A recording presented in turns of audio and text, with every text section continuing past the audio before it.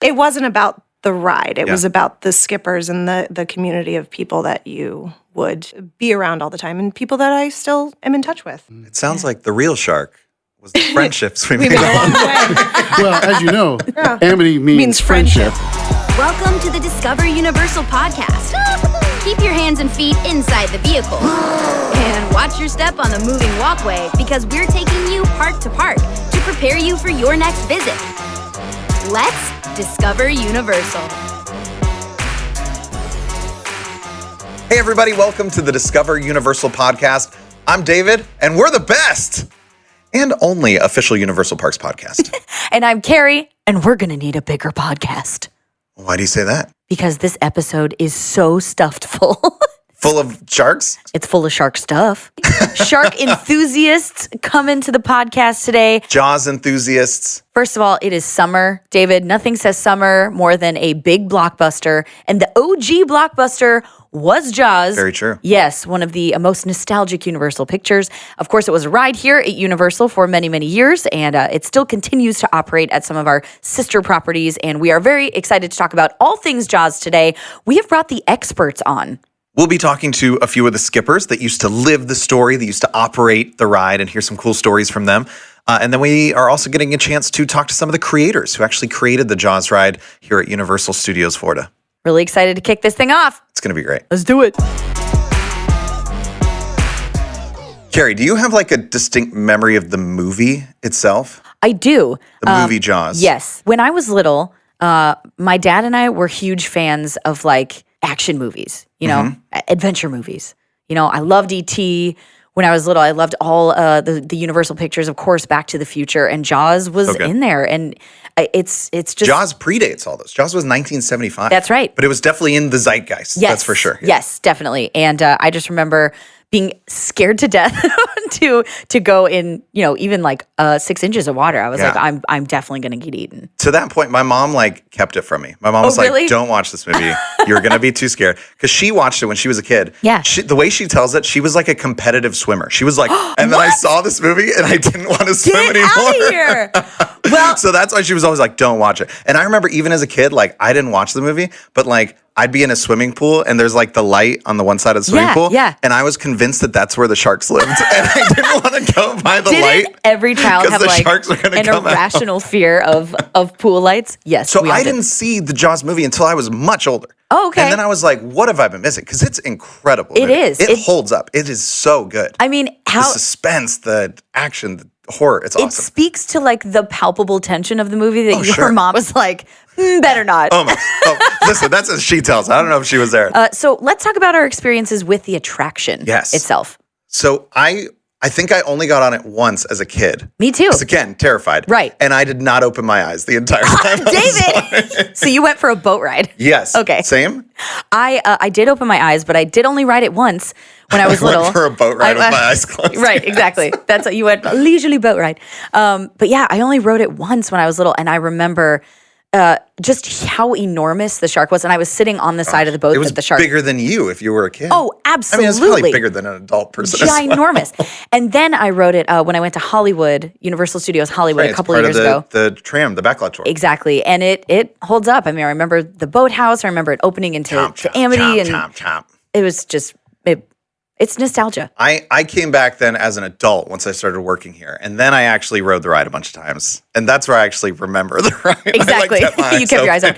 Well, it did open at Universal Studios in 1990. It was one of the original attractions of the park. It went through some changes and it became what it was. And it closed in January of 2012. Wow. Yeah. The studio backlot tour version at Universal Studios Hollywood was original. Yeah, 1976 is when they first made it part of the tram tour. And so the Orlando version was like the big beefed up feature-length version of that experience. The individual one. And it still is actually running at Universal Studios Japan. Fun fact. In 2001. It opened there, Yes. And it still exists. So listen, if you're a Jaws diehard fan, hop a ticket over to Osaka, Japan. Bonus if you speak Japanese. It will be in Japanese. Yes, it might be a little confusing. Well, we still have some Easter eggs that still represent Jaws here at Universal Studios Florida. There's obviously Bruce. Bruce is the big Jaws You can still statue. take a picture with Bruce. He's hanging up there over next to Shea Alcatraz. Yes. Over there in the San Francisco area of the park. Speaking of Shea Alcatraz, it is sort of a Universal Orlando pass holder specialty bar that you can go. Anybody can experience it, but it's a favorite of Universal annual pass holders. And they have a drink called the Ocean Attack for those guests 21 years of age or older. I've never had it. I haven't either. Do you know what's in it? I have no idea. I just know it's blue. It's blue? Yeah. And then they pour something red in it. It resembles. We should check that out. And I know I've seen videos of it where the amazing bar staff over there, it's like a whole show. Yeah. Oh, yeah. So it's definitely a favorite for people Check to it order. out. It's an experience. There's also some merch we got going on over there in the Film Vault. The Film Vault, which is kind of the throwback movie merchandise store over in our New York Streets area. Yep. We went in there today on the way into to the studio today. They have a whole wall full of Jaws stuff. Yeah. Tons of shirts, tons of stuffed animals. They got movie posters, memorabilia. Yeah. They have Jaws boxer briefs. Oh. Yeah. Oh, David. Yeah. Are you going to be rocking some Jaws boxer briefs? We'll see. We'll never know. We'll see. If you really want to truly live the Amity life, Oh. the Amity bathrooms are still there.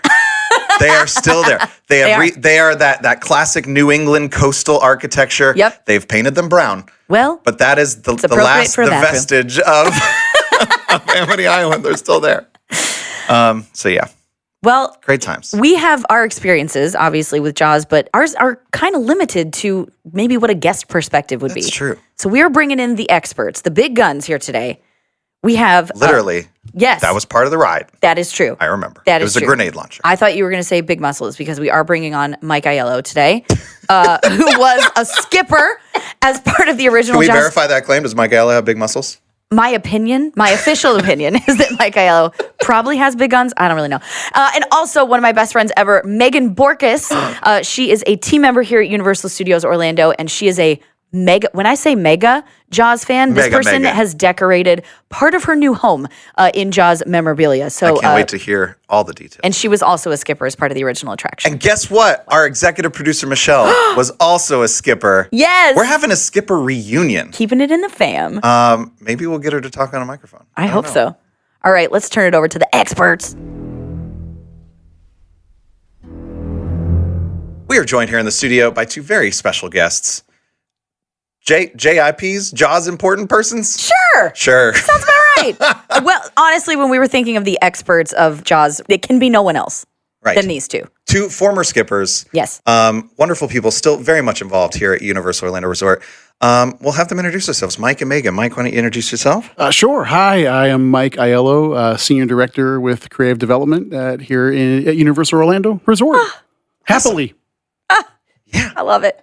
You're the best. Megan, Hey, what's up? I'm less impressive. I'm Megan Borkus. I've been with the company for about 16 years this coming month. In June. Congratulations. Thank you. I'm an actor around the parks. I do like 6 stages right now. Oh, that's awesome. Including some with us.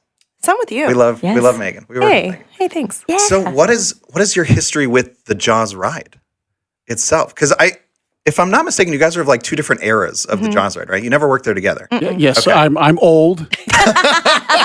We didn't want to say that. We'll say original. Yeah. Original. Yeah? I'll start because I'm the Yeah, older, I please. guess.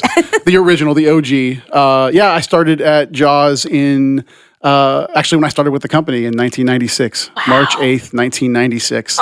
I was hired. It was going to be a summer job, and I've been here 26 years. Wow. It's a long summer job. Yes, Yeah. very, very long. Very long. The longest summer. Yeah. I love it.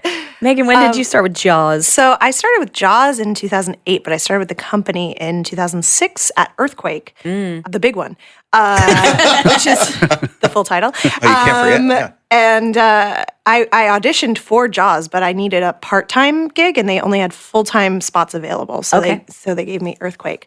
But Jaws was full-time in your heart. Jaws was full-time in my heart. I figured. And once Earthquake turned into Disaster, I stayed there for a little while, and then I moved over to Jaws, and I was there until it closed in 2012. Wow. It was very sad. I cried a lot. Just crying. In fact, Let's bring back a happy memory before we get too far.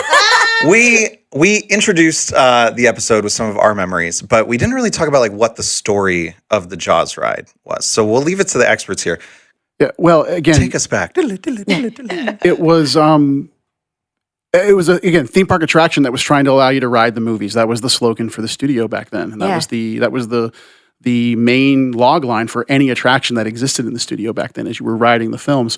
This attraction was unique in that it was kind of a story within a story, where you were not going on a ride based on Jaws. You were going on a tour on Amity Island called Captain Jake's Amity Boat Tours. And this was a kind of mom and pop business that had come up by Captain Jake, who was featured in the Q Line video. And he was quite a character. It's as if the movie was based on real events. And this is the tour you're taking to experience where Chief Brody's house is. And here's Quint's boathouse and all of these kind of landmarks.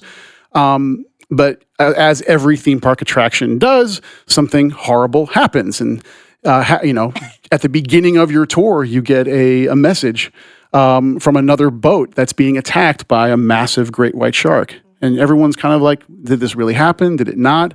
And you turn that corner, and sure enough, the boat that went out before you is sinking, and there are no survivors. I don't see any survivors. Yeah. I don't know what could have done this except a shark. A shark. Oh my gosh. Oh my gosh. Oh my gosh. Oh my gosh. The biggest one I've ever. He's going under the boat. Base, what do we do? I don't know. Try the grenade launcher.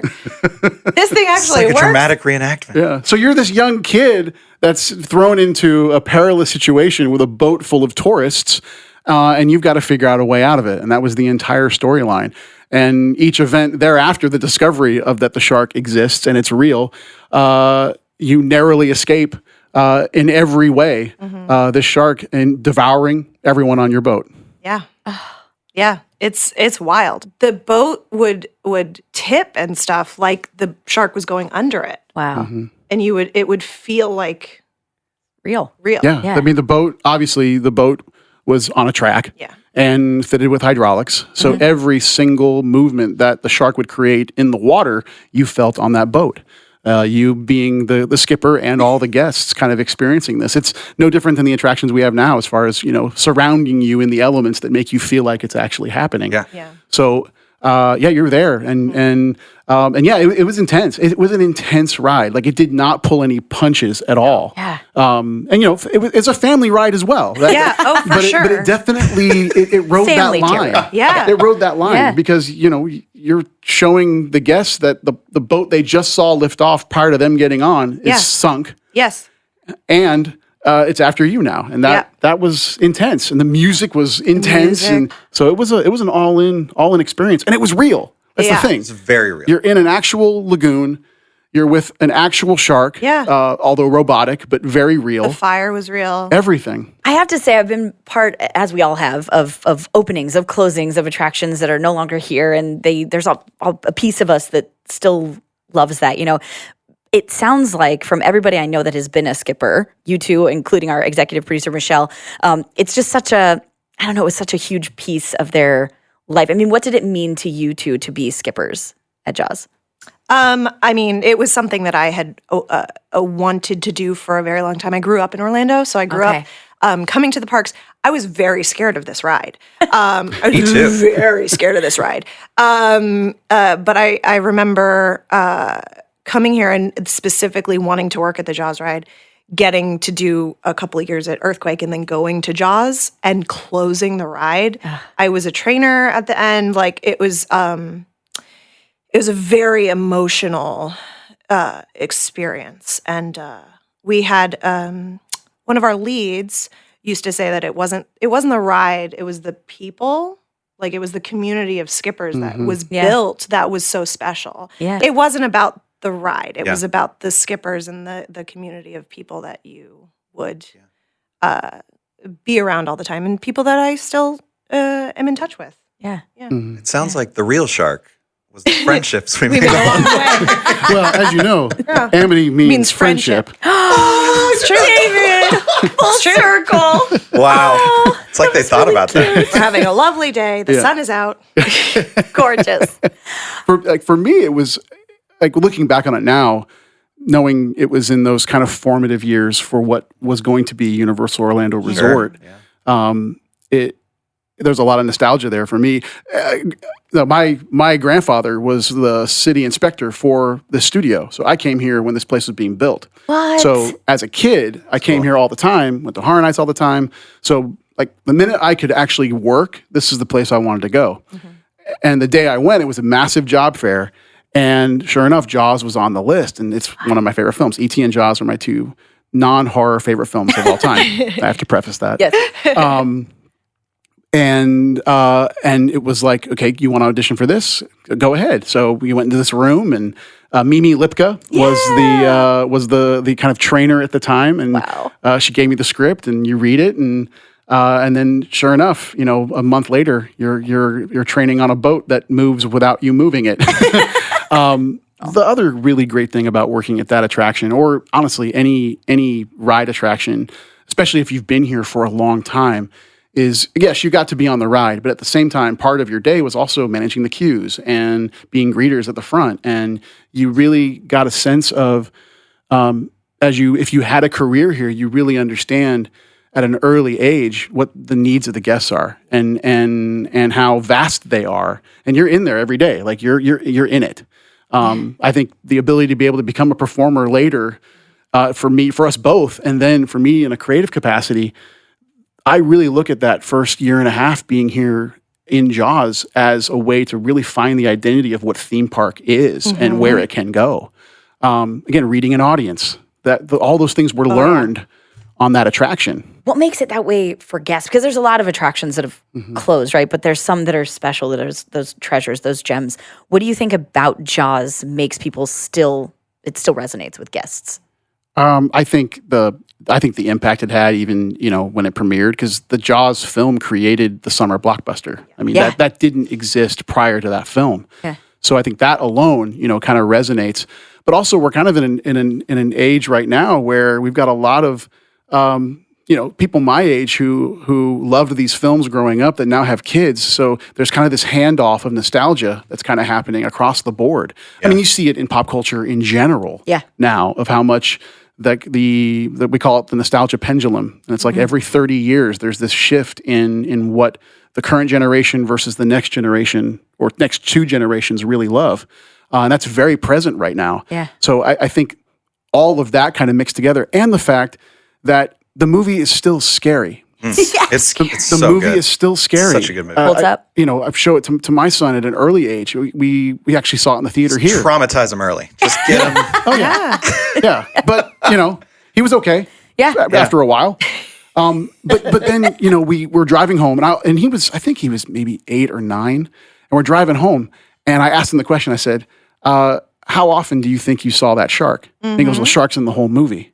I said, "No, it's not. The shark's barely in the movie." Right. I don't know the exact timing. I'm sure someone listening probably knows that. Right. But it's barely in the movie. And that was also something really unique and based on a challenge that the shark didn't work. So they had to figure out ways to keep the momentum and the tension going in that film to keep audiences engaged. And it's a perfect craft. And if we want to link it back to the ride, that happened as well too. Yeah. Sometimes the shark wouldn't pop out. Again, it was very technologically advanced for its time. Yeah. So as performers, you've got to figure out how to still keep that tension going when the shark doesn't happen to be working in that particular moment. That never resonated with me. I didn't realize how little the shark is in the movie. Oh, yeah. I mean, when you it's think like about maybe a couple of scenes at the very end. There's a really good documentary about it. Yeah? Yep. Yeah. That's the whole making of the movie. It's so good. Do you guys have favorite stories from your time working there? Is there a favorite tour? Anything that stands favorite out? Guest? Maybe? Yeah. For me, there was a couple years where Horror Nights actually invaded the Jaws attraction, and there were characters kind of interspersed in the scenes, which was really cool. So I think they even called it something different. I can't remember what it was called. It was something blood in the water. Blood in the water. I think that might be what it was called. Maybe. I can't remember. It might be that, but it was an entirely different version. It was still the same ride. Still the same, you're going on the tour, but then all of these different encounters would happen interspersed among the regular A ride. lot of boathouse. Was there different scripting for the skippers? It was slightly different, but it wasn't. It wasn't much. It was almost as if I know when we did it. I don't know if it was different for you or if it even happened when you were there. We didn't. We just did regular night tours. It was encounters maybe the guests only saw, and we particularly didn't. Oh. You know, Did the shark happen concurrently? Was it like there's Yeah. a It was clown and a shark? it was the same. It was the same Okay. ride. It was just a way to Nobody talk about the clown. Nobody talk about the clown. Don't mention about it. It's a figment of your imagination. That is terrifying. That is. It was pretty wild. cool. Woo. That made me here stand up. Like I could just imagine being in the boathouse and being like, everywhere. Night tours were scary, man. Like, because in the daytime, you can kind of see where the sharks are. But at night, you can't see. Oh, where yeah, the boathouse is a totally Boathouse different is experience. so scary at night. And it's scary. It was scary in general because you've got like gross, like chopped up fish and like it smelled bad. And like I remember the noises, the, like the squeaks noises, yeah. and then the barrels would fall over. 5 senses immersion. I love it. It was. You just and couldn't then, taste anything, right? Unless you. I don't think if so. you open your mouth, Salty sea air. Yeah, the slight tinge Just a little bit of hydraulic fluid. hydraulic fluid and meat Scrumptious. fog. Meat fog. Meat Where's fog. meat? Meat Oh. fog. Meat. Fog. I was like, where's that perfume at the gift shop? That's a good Meat idea. fog. though. Smell. By There was a Jaws. smell in the boathouse. Yeah. I guess we know what we'll call that meat fog from Meat now fog on. fog. smell. Yes. And we're going Meat to coin fog. that right here. Yeah. Copyright. But it was I want to buy that scary. candle. Yeah. That's an idea for the tribute story. Yeah, it's in there. New scent. Y'all, this has been quite enlightening. Yeah. I feel like I was there. I feel like I was on the ride. Yeah. You know? Yeah. A 5-minute ride. 5-minute ride. 30-minute interview. Before we go, what's your favorite lines from the ride? Ooh, classic. 10 minutes. We'll be shark bait in 10 minutes. Yeah. And that one, and we're coming home. Yeah. Call off the Marines. Yeah. If you watch the YouTube video of our executive producer Michelle's boat ride, her favorite line is, I don't remember if you said words during that whole video. I think you just screamed for the whole. whole tour. Just screams. Sounds about right. Funny. Well, let's bring it home.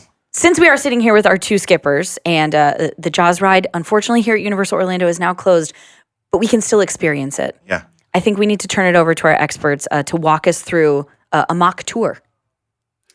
Sure. I'm here for an They Amity boat said tour, they y'all. remembered You're here it. for a boat tour? I'm here for a boat tour. You guys ready for a boat tour? I'm ready for a boat tour. You ready for a boat tour, Yeah, David? come on in, everybody. It's me, 1996 David. Yeah. Can you slide all I'm the way 8 down? years old. I'm sliding down. Slide all the way down. Sit in that water, please. Sit Oh, in the water. man. It is a water ride. So Oh. please sit down in the water on your seat. Should I Thank sit you so on much. the side of the boat or in the middle? You should sit on the side. Oh man. Okay. I have a distinct memory of like every once in a while a big wave would Yep. come over the side and it's just It'll- wet. It did. But, Tidal wave. Depending on the boat. Yep, Cool. depending on the boat. all right. Yep. Sorry, I broke the immersion. We're back. We're here. We're in it. We're on the on side of the ride. boats. Okay. Oh gosh. Okay. So, all right, everybody, turn and wave to those happy landlubbers, and We're we're waving. off. Hi, everybody. My name's Mike. I'll be your skipper today. Where we're going to look at the actual spots where back in 1974 that battle shark Jaws devoured those poor innocent islanders. Off on the port side. You'll see the home of our very own Chief of Police, Martin Brody. Oh my gosh. Brody really did blow up that shark and became a legend at his own you go. time. How many of you have seen the film Jaws? Oh, lucky you. You got to see it. We had to live it. We were afraid that a shark was going to jump through our window. Blah, blah, blah, blah. And then That's when Amity Amity's 3 we call it. We're Amity 6. Yeah. Amity 3. This is Amity 3. It's going on the boat. Oh no! Are you British? Are you a British tourist? I am. In 1996. Oh no! I told you we shouldn't come to America. No. Amity 6 to base. That sounded like Amity 3. Did you copy that transmission? It sounded like Amity 3. Over. Yeah, this base, we copied that shit. Yeah, it sounded like Gordon on Amity 3. He was headed back in. Keep an eye out for him. Base clear. Okay, well. drive. Anyways, I'm sure it's fine. Okay. Let's turn. And you're round in the corner. Round the corner of the lighthouse. Twinkle music. Oh my gosh. Oh, what is it? I can't believe it. What happened? Amity 6 to base. Amity 3 is sinking out by the lighthouse, and I don't see any survivors. I don't know what could have done this except a shark. Shark! It's the biggest one I ever. Oh my gosh! This is the big fin off to the right side, That's right? No, Fin on the fin left. one. On the left. On the left. Okay. It's going under the boat. Base, what do we do? Goes under the boat. The boat is rocking. Yeah, and then it's like there should be a grenade launcher. Yeah. And like yeah. Oh, of course. This thing is loaded. Yeah. Oh, Classic. shoot. Classic line. Crescendo, water spout. Yep. Crescendo, water spout. Missed again. Amity 6 to base. Tell Chief Brody that we're going to be waiting inside the boathouse until he gets here. Okay. Was that a cue? That was a cue. Okay. You can tell. Okay. But you had And to then go you like, would- okay. And then you would turn the light on, Okay. and you'd go through, and it was very quiet. There was no music. Yeah, you're hearing like ding ding ding Drip, ding ding ding drip, ding ding and the You're music. smelling You go, hello. meat fog. Yeah. The back, anyone- back doors close and it's pitch black. You go, what was that? And then the barrels go, and you go, oh, we're getting out of here. Throttle. Nothing. Oh, no. Throttle. Come on, man, this isn't isn't funny. funny. Oh, come on. And then there's another bang on the wall. She's not shifting into gear. It's not shifting into gear. Yep. And then finally, got it. We're out of here. Boom. Okay, and then you would almost hit the dock, so you'd have to turn the Yes, wheel. yeah, because it was a sharp, was a right, sharp- almost sharp right turn. right angle turn. Yeah, and then it was Amity 6. This is Chief Brody. I'm on my way. I'll be there in 10 minutes. 10 minutes. We'll be shark bait in 10 minutes. That's my Grenade favorite launcher. one. And then the skipper starts to take matters into their own hands. Come Love on, it. hero. Where is Yeah. he? Yep. I don't see him. Oh, behind us. Scream. Megan is miming the grenade launcher. Yes. She's locked and loaded. And then you'd shoot at the shark, but you shot the gas Yeah, dock. you shot in the one spot you should never shoot. The You shot the petrol. The Hess. What have you done? What you did? Oh no.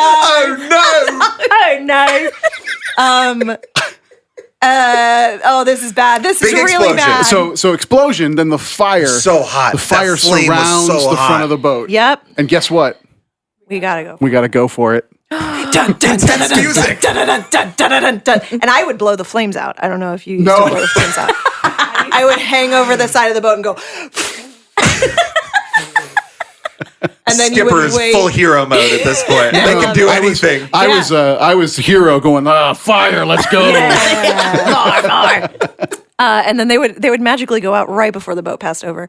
And you would Sometimes wait. before. Good. You would wait to pass there was like a line where the flames were. You would wait, and then you go, oh, okay, we made it. And now you're in protective mode. You're in protective mode. All right. Here's what we're gonna do. We're Turn gonna around and you see the thing. the dock. Yeah. Yeah, we're gonna pull up to that We're dock. gonna We're gonna unload exit one row at a time. Okay. It was this little dinky Stay dock, seated. right? Yeah. It was On the side. called. We're gonna get off of that old fishing dock. Okay. Or unload one row at a time. Stay seated was a very important thing because people would try to get Yeah. off the boat. They would. Oh. They would. They would would try. think They it's were an into it. they would think it's an unload They station. were Yeah. like, "Oh, I guess we got to go." I'm going to write a strongly worded letter. No. And then it was one row at a time. Please stay seated. Oh no. Look! And you would point, and there was another fin. Yep.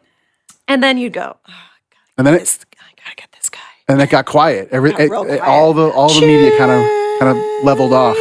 Yeah, you had the slow, high pitched tension note. Dun, dun, dun. And that was the throttle. Tut, tut, tut, tut.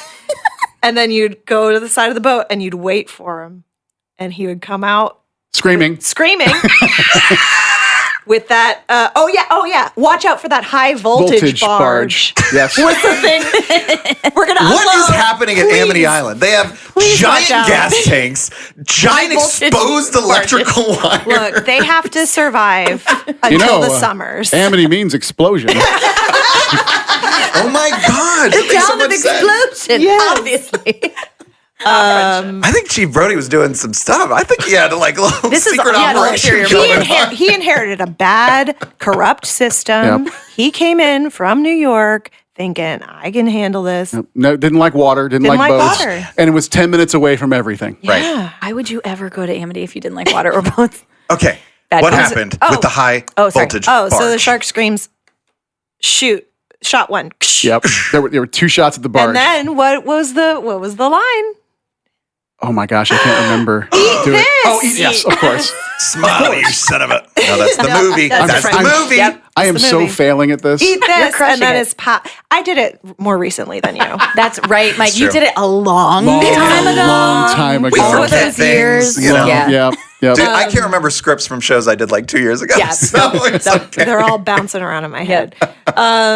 Eat this, and then he would go back into the water. Yep. He was then all that- he was then all charred and that stuff. kind of high, still that high little- pitched tension note. Oh, and then you would see a corpse of the Oh, shark that's okay. float Yes. up to the top. You go, oh man, that thing's disgusting. We really roasted him. And then jump scare.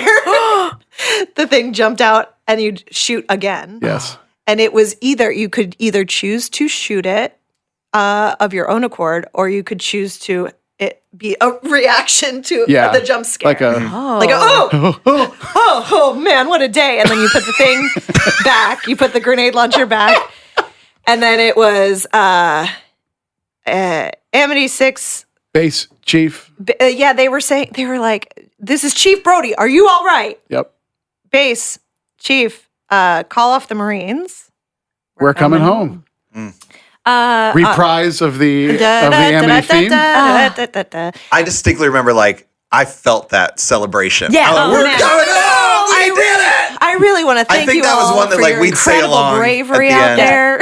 I love how the last line for the skipper is, "What a day." What a day. No, but then we Oh, is it my lunch break now? Then Oh, we man. have a whole cover-up storyline, Yes. right? Oh. So Oh, it's, I that's want to right. thank you all for your incredible bravery out there today. But listen, let's keep this little shark episode to ourselves. If word of this leaked out, that would be it for Captain Jake's and all the other businesses here on the island. So keep it to yourself. We're all about the community. Right. I felt like I was there. Me too. That was legit. That was Oh, good. better, honestly. that was It's like better. brought back memories for me that I had forgotten of being a guest Yeah. on it. So yeah, well done. Wow. Megan, well done. Way to go. Way to go. I love that Mike was on the music. He's I did. like, I did stage direction and music. that was perfect. Yes. We didn't get give it any up for our Michelle skippers. screams in there. Oh, yeah. We should have had her, You should have punctuate. screamed. You don't need me to scream. That's okay. I might need that. I actually just stood there and screamed. I didn't hold on to anything. It was just 5 minutes of screaming. That's fair. A big thank you to Mike and Megan. That was fascinating. I loved hearing the stories. It was so much fun. It was great. Taking us through the tour. Yes. Particularly loved the recreation of the tour. That was definitely exactly how it was. Oh, I yeah. mean, yeah. Oh, yeah. Yeah. 100%. We're going to rejoin them a little later in the episode for a fun game. And now we'll be joined by another former skipper. And we're going to hear a little bit about the path that his career took after working at Jaws.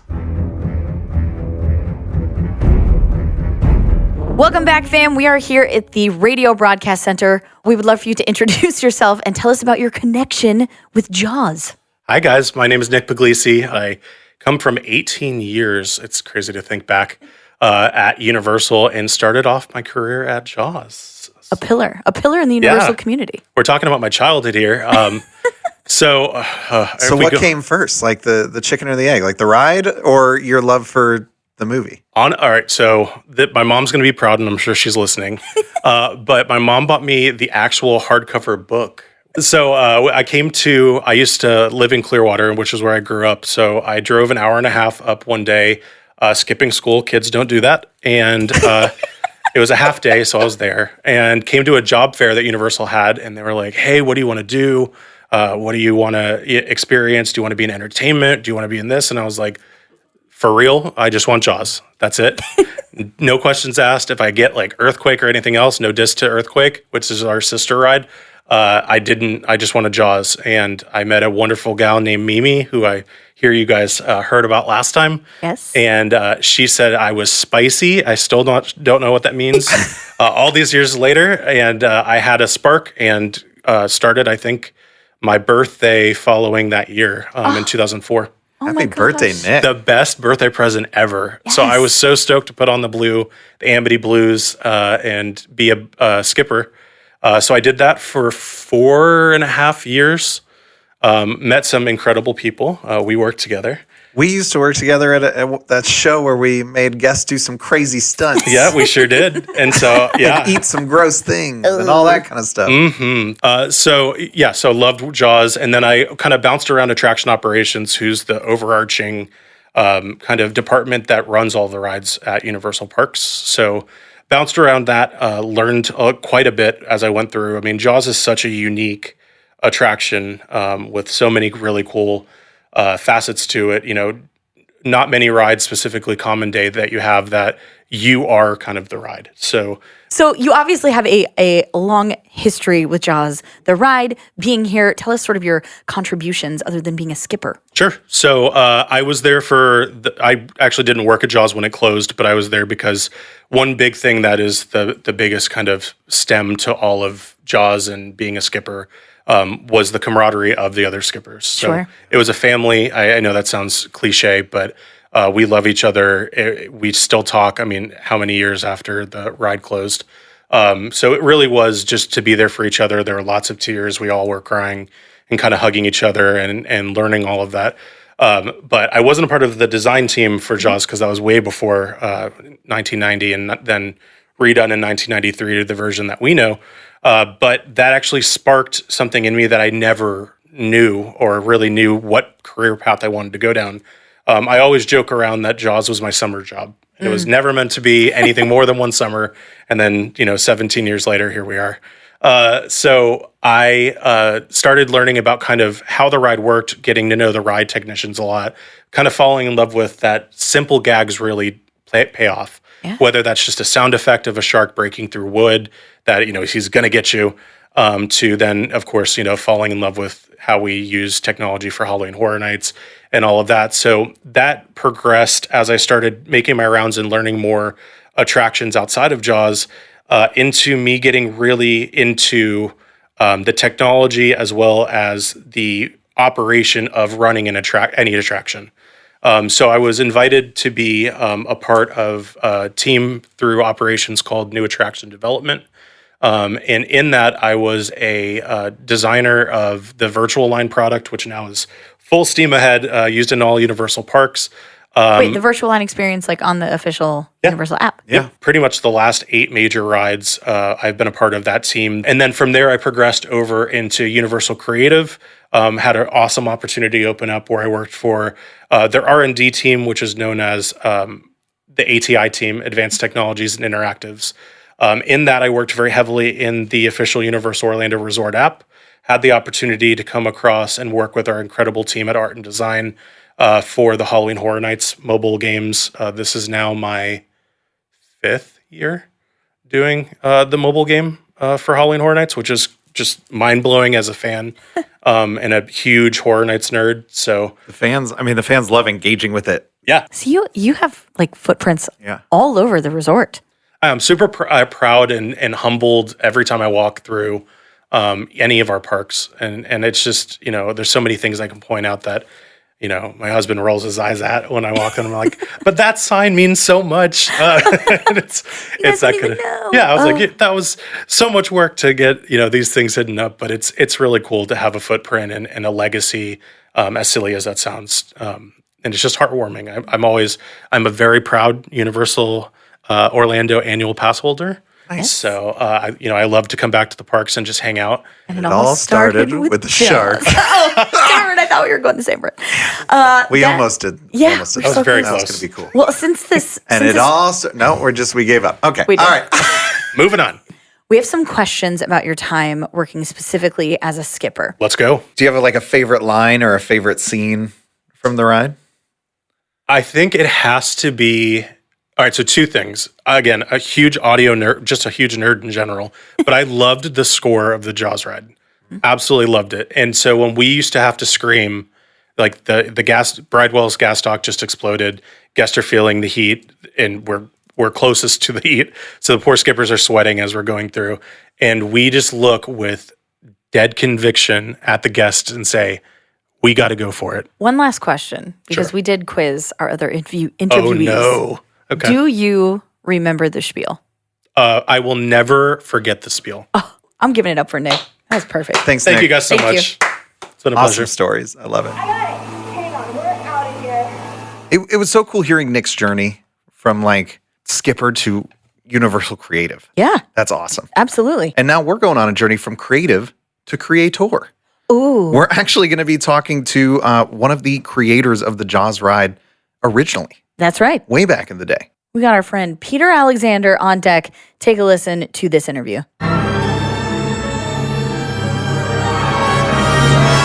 All right, friends, we are so excited to be here in the Radio Broadcast Center. David and I are hanging out digitally with our new friend Peter Alexander. Peter, welcome. Hey, how are you? I'm swell. We're so excited to have you here. Yeah. So we've been doing this whole episode about the Jaws ride. We've heard some stories from some former skippers who used to work on it, and now we're so excited to actually be talking to one of the incredible creators who helped bring it to life. So thank you for joining us. Well, thanks. Glad to be here. Peter, if you can introduce yourself, just let everybody know what you do. Okay, hi, I'm Peter Alexander, and I am formerly the Senior Vice President of Shows and Rides at Universal Studios. That's awesome. Sometimes the process, and when I think back to Jaws, I think back to the process not being always totally fun, but the end result was totally fun. And that's what matters. So let's talk about your background then. How did you come to be involved with the Jaws ride, with that project? Well, I was originally in aerospace. I was a staff engineer and systems engineering. And so they put me in that job. I had written a few scripts, like everyone else in Hollywood. Sure. And, so they thought, well, okay, you know how to manage things, and you've written a couple scripts. And I became basically the creative director of the attractions. And to set it in time here, this is as the entirety of like Universal Studios Florida was starting to be created, right? Right. This was about 1988, the very first King Kong attraction. And Oh my prior gosh. to that, we hadn't done much. The Florida project had sort of become, moribund. I guess that's a good word for it. Just kind of sitting there and not going anywhere. And so I thought about it. And finally, I came up with something for Back to the Future. At the time, that was pretty cool. I remembered working on the Singer flight simulator, and it was that kind of domed simulator attraction. So I thought of that, and then the rest is history. So, and that leads to the other attractions. And once we got going, and then Lou Wasserman, our big boss, a great guy, by the way, pulled out the golden shovel. Lou, it's time to get your golden shovel and start digging there at Universal, Florida. So we did. Wow. That's incredible.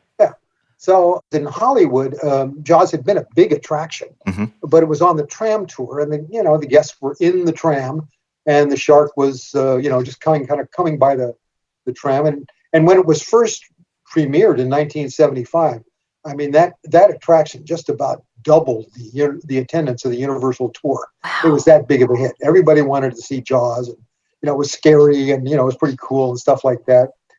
But that was 1975 or whenever it was, and by 1990 or 1988, when we were coming up with the concepts, it was a little tired, and so I knew we had to be in the water. We had to take a boat ride.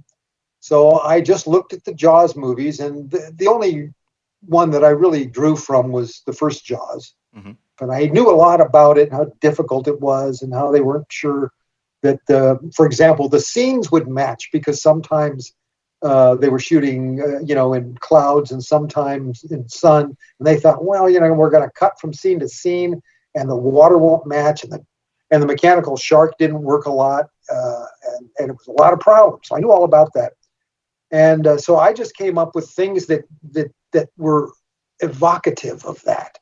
And so I started out with the initial scenes that, we cite Jaws, because that's kind of like the way it was in the movie after, the moments that really got you, when the young girl is pulled down by the shark and so on. And, Oh my gosh. Yeah. and they head out to sea, and, so we were heading out to sea, and, we were in there with the captain in a tour boat. That was the idea. One that we specially designed so that everyone would have a good view. And so it actually had a raised platform so that the people in the back were sitting on a higher plane. So they all had sight lines down to the water in front of them. So that was kind of fun to do that boat design. I kind of figured that one out. And then we got to the first good scene was the boathouse, because in order for Jaws to work, it had to be night. It had to be dark. It had to be close. You had to be scared. When you're out there in the middle of the ocean and you're in a boat, you're thinking, wow, we could get away from Jaws. We got a boat. Right. But you get in a boathouse and it's dark and so on and so forth. So you bring different guys in, and I said, go through that boathouse, make that thing really scary, go, do your thing. And then we came to the big scene, and I thought, well, how are we really going to get him? It scared me as a child. Definitely. It scared me a lot. Yeah. And let's have the shark bite the boat. Well, it couldn't really bite the boat. So and let's have him pull it out of the water. So it was, we went onto this giant rig that spun around as Jaws appeared to bite the boat and spin it. Mm-hmm. And then we, the captain would fire at the shark and you'd get away.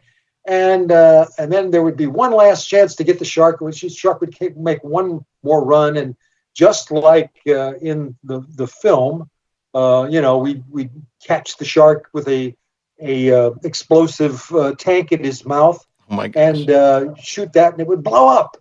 So I came up with, I called it "Shark Bites Wire Starts Fire." Ooh. And It rhymes. I Your love it. tagline. Yeah, that was basically the way the attraction was re-engineered, and it became a really nice attraction. It wasn't, the fantastic thing it might have been, but by gosh, it worked every time. So Consistency. it was just a learning experience, and I learned a lot. Let's put it that way. Well, and like you said, you laid such an ambitious foundation. So Yeah, and they were all ambitious. There were no rides with motion bases, and now there's a bunch of them. And we kind of pioneered that, and a lot of other wonderful special effects, and giant Kong and everything like that. It was great. And Back to the Future, which was again a big hit. Everything fell in pretty well, but Jaws was the toughest job. Well, we are very happy that you took the time to meet with us today, Mr. Alexander. Thank you so much for all of your insight. It was really cool to kind of go down memory lane with you and hear about the inception of the ride from obviously a brilliant creative such as yourself. So thank you so much for joining us, and we hope to have you on future episodes. I'd love to be back, and I'll tell you anything you want to know. Ooh! Oh, we'll take you up on that. That sounds great. Thank you so much. Hey, Jaws fans, guess what? You will never believe who we are hanging out with. In the Radio Broadcast Center, we are with a bona fide rock star, as far as I'm concerned, okay? Now, I don't want to butcher your last name. I do know your first name is David, but can you pronounce your last name for me? Yes, it's David Kniper. Kniper. Got it. David Kniper, like I said, is a rock star because, and correct me if I'm wrong, you composed the music that was used in Jaws. Is that correct? The ride. That is correct. And did all the sound design and mixed the sound on the attraction. That's a big deal.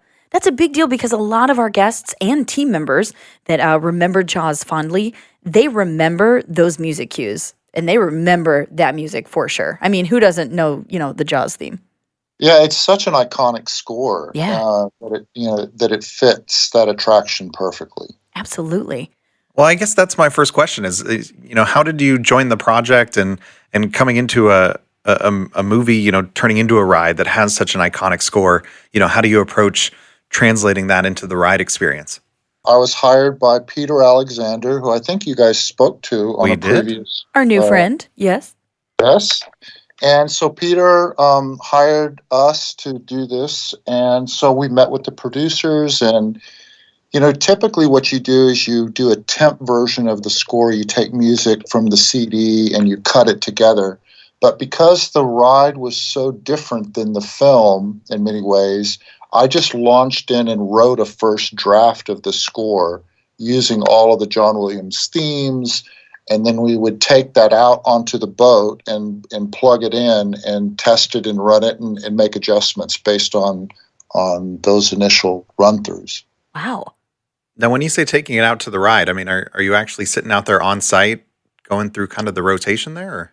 Yeah, actually sitting on the boat, doing it one scene at a time, working out all of where the skipper introduces his dialogue, and so you're sort of working. You start with the script, but then when you get in the field, you have to do little tiny timing adjustments because you realize it takes a little bit longer to get to this point than you thought, or it was a little bit shorter to get here, and so yeah, it's a trial and error process somewhat. It sounds tedious, but ultimately very successful. Because I will tell you, we met with a couple of skippers who actually vocally recreated their entire spiel. And one of them was kind of relegated to doing all of the sound effects and music. And it was pretty cool to hear that recreated. It made such an impact that he remembers it all those years later. Well, I think the skippers did an amazing job overall through the entire run of the ride. I mean, it was there for a couple of decades. And I think the skipper tradition on that ride was really, really effective. They owned it from the very beginning.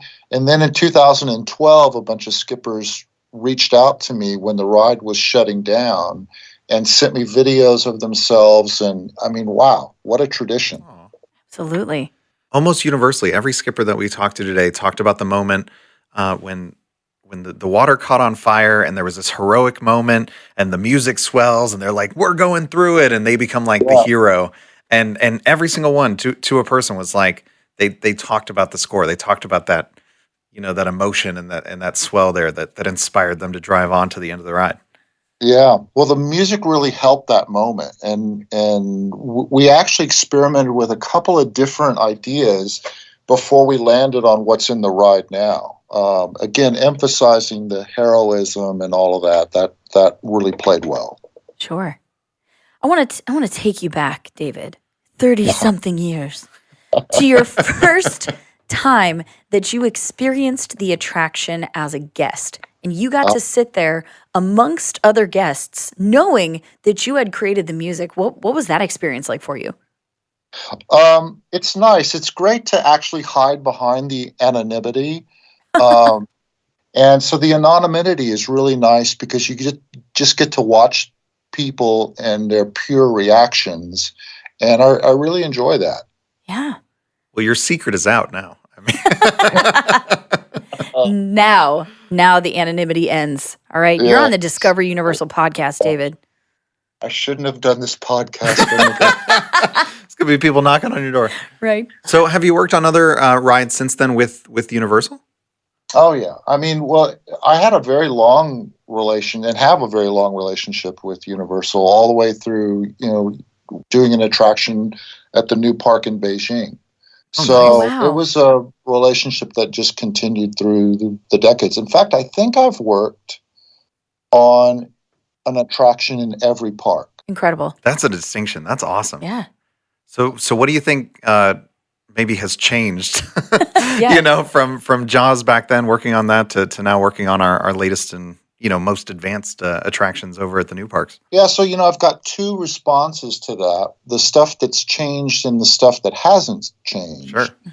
And, the stuff that's changed really is the technology.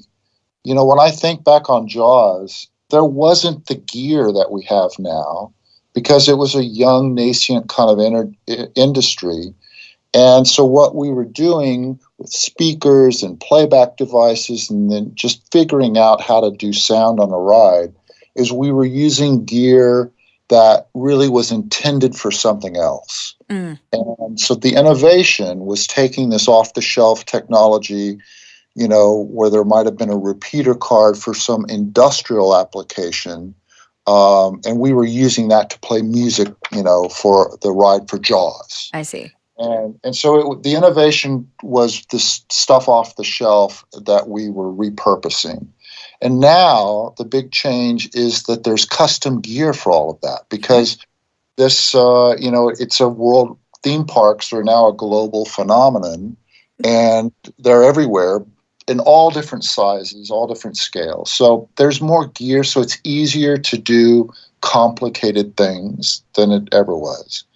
And then the thing that's the same is Universal always really had this tremendous inventiveness and this really go for broke kind of thing that you see in the Jaws ride. Because what we forget is how innovative it was at the time. Oh, yeah. You look back at the videos and they almost look a little bit campy to me now, but at the time they were super innovative. Like nobody was doing anything like this. Yeah. And with scaring people when you go into the boathouse and the big beat where the shark jumps out of the water and you're just literally terrified. That people weren't really doing that. Competitors weren't really, getting their audiences to feel terrified. Sure. So that was that boldness, was a Universal trademark. And I think that they have continued that nonstop since then. So Universal, in its DNA, creates these really interesting, innovative, breakthrough attractions. None of that has changed. It's just we have better gear to produce our visions. And that makes you a pioneer. In your time, absolutely. Pioneers take all the arrows. That's right. That's right. Man. All right, one last question for you. Sure. You got to have a favorite moment on the Jaws experience on the ride. What would be your favorite beat that you remember from the ride? Well, there were two, really. Okay. The two things that we worked the hardest on, that took us the most time, was the entire boathouse gag. Or if you recall, you go into the boathouse thinking you're going to escape the shark. And then for him to pop up right there beside you in the building, that was a big moment. So that was really fun putting that together. And then finally developing the whole fire sequence where you cut through and you escape and, you back to unload. That whole, figuring out the end of the ride and the boathouse were my two favorite parts of the attraction. Certainly standouts from other skippers and interviews that we've had. That boathouse gag really stands out. Yes, it was quite something. I do remember also working a long time to get the grenade, to get the music to sync with one of the water cannon explosions. Oh. One of the earliest ones, because the timing on that cannon kept shifting around. And that was, again, one of the technical inflexibilities that we were coping with at the time that you don't have to deal with so much now. But so that was probably the most difficult thing. And then the most rewarding was the boathouse, probably. That's awesome. I love it. It's so fascinating to hear about it. And I love your point about, the innovation back then and then just kind of continuing that spirit of innovation going forward. That's great. For sure. Hey, my friend, the reward is all ours because as guests and team members, we get to remember this incredible franchise fondly. I really appreciate you asking me to be a part of this and also just, recognizing Jaws and its historical significance in the whole theme park world. Of course. And of course, your contributions. I mean, the importance of sound, the importance of a score, and how, the emotional journey that it can take you on, sometimes without even realizing it, like consciously. It's awesome. Adds to that immersion. Yeah. Well, David, you are a legend, my friend, an icon, a hero. All right. Hey, guys. Thank you very much. Talk to y'all soon. You as well. Have a good one. We are back in the Radio Broadcast Center with Mike and Megan. We've had several interviews today, of course, with our friend Nick, who is now on a trail through Universal Creative. We talked to Peter Alexander, who was so much fun and kind of taking us back to those nostalgic days of the ride creation, and also David Kneiper, who was the composer of the ride score. It's very cool. Very. So much awesome information, and I loved hearing them kind of reminisce about everything. Yeah. Well, we need to prove how much we've learned. Megan is super awesome. She brought some old training materials from when she worked on the Jaws ride, and it's in the form of a board game, a trivia So board it was game. like edutainment. I love that. Just like the podcast. We're having fun and we're learning. fun and we're learning. Hey, that's what we try to do on this podcast. That's the motto. We want to teach people about this park and we want to have some fun doing it. Yep. So I think you're going to quiz us Yeah. on some old, probably not the operational stuff, No. but some of the fun stuff. And Yeah. it's Kari and I and Mike as well does not know the questions ahead of time, right? I do not, and I probably won't know the answers either. Well, you got way better chance than we do. We're gonna find out. All right, take it away. Are we okay? Wait. Megan, What's wait. the rule? Are the I'm Do we competitive? buzz Are in the rules with the dolphin sound? Do we got it? Is it With the screaming jaw what do we sound? do? Screaming Jaws. Do we get points? Are we playing for something? Yeah. Are we making this up as we go? And the loser has to buy Ocean Attacks for everybody at Shea Alcatraz. Yes. There you go. I'll get my wallet ready. Okay. That's like the prize of half these games, I'm realizing. It's a drink. I'm gonna go buy you a drink. It's worth it. All right. Okay, we're ready. Okay, so these are all theming questions. Okay. So the first one's, do you want me to say the multiple choice answers, or do you want to try to figure it out by yourself? Without. Can we use multiple choice as a lifeline? Yes. Okay. Yes. Okay. CCC. Okay. Is there a phone a friend? There's a phone a friend. Yeah. We can phone each other. Yeah. Okay. So the first question is, who is Martin Brody? Oh, he's the chief of police. You didn't buzz in. 1 didn't have to a 0 chance. to 0. Yes, Mike Aiello. Martin Brody is the chief of police Yes. of Amity. Ding, ding, ding. That's 1 point. You already win the game. You just Mike wins. He wins. What is your, if you were working at the ride, what is your themed role at Jaws? My buzzing sound is the gas exploding. I think you got it. Okay. I mean, I didn't, but I'll take it. Because we're never going to win otherwise. You're a captain on Jake's Amity boat tour. Ooh, that's incorrect. Man, okay. You gave us a promotion. Yes. That I'm the high voltage barge. You are a skipper for Captain Jake's Amity Boat Tours. Correct. That's correct. Not a captain. Skipper and captain are the... No, there's only one captain, and that's Jake. Yeah, Jake, and barely. I don't want to pull out Syntax. nautical law here. It was all right? syntax, but it's good try. Okay, this is the last one. Oh gosh. How many grenades are fired over the course of the ride experience at Jaws? Boom. 10. No. Did you just That make was up a a number? bold guess. Okay. I guess I'm the dolphin that doesn't exist in the attraction. Yeah. You're the dolphin from Poseidon's Fury escape from the Lost City. Obviously. That's correct. That's Obviously. correct. Making a cameo. Yes. I'm going to say 6. 6 is correct. Oh. 6 is correct. There are two in Nice. scene 2. 1 in the fire dock, 2 at the end. 3 at the end. 3 at the end. 3 at the end. Wow. Nice work. That was good. Wow. 10. Nailed it. 10 out of 10. We 10? did win. 3 questions. You got You 10 win. points. Everybody gets 10 points. Everybody gets 10 points. I didn't get 8 points. You Yeah. know, Sorry. Sorry, bud. Oopsie doops. It's the price you pay. You have to get a drink. Oh, no. That was fun. Thanks, Megan. No worries. You nailed it.